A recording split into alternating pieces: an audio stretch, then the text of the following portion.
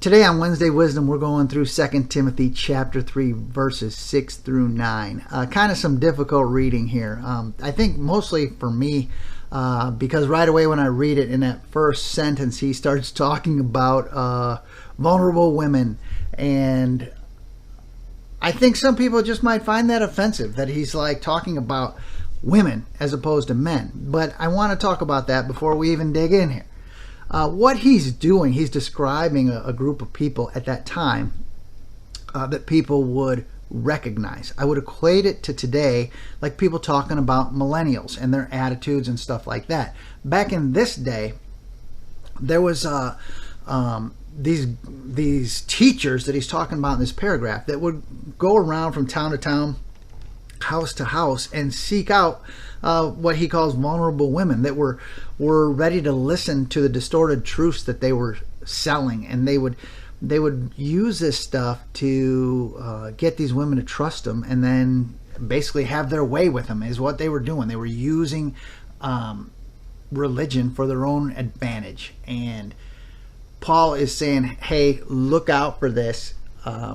He was not talking specifically about those women. What he's doing is talking more about the people who were the teachers, the people that take and use religion and they distort it. They counterfeit it is a word he's been using here, and change it so that it keeps them in power. It gives them things. They use it for personal gain. And we all know that's not what this is about, but it's often very easy for people to fall into following the latest, greatest preacher, teacher, whatever, without really checking to see, are they preaching the truth? And that's why I think it's so important to find a church to go to that one teaches right out of the Bible, and they encourage you to read the Bible and go, call it, fact check them against what they're saying. You know, is what they're teaching you the same thing that I can pick up and read myself in the Bible, or is it something that when I read it I'm like, man, I don't get anything like that? It's totally different. We have to be very careful, because there's a fine line between following Jesus and following our favorite preacher or whatever. A lot of people sign on to the guy who's teaching the word, but we should be pointed towards Jesus. And that's pretty much the way he leaves this in the end. That is, if you are following someone who's distorting the truth or using religion for their own advantage, sooner or later everybody's going to see through that. I mean, that's the way he ends it. Everyone will see through them in the message. And in the NLT, it says, someday everyone will recognize what fools they are. And that's what I'm getting at here. Is just there is one truth.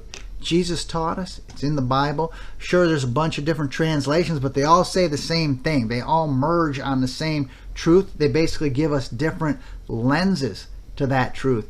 And if you ever hear anything that doesn't quite line up with what you read in that book, there's a good chance that it is a false truth or a counterfeit faith. And I just encourage you to talk with somebody about that, and cross check what you're following. It's very important we just stay pointed at Jesus. He is the way, the truth, and the life, and there is no other way. So I'm pretty much going to leave it there this week. And we'll look forward to see what Jason's got us next week when we get to this charge to Timothy.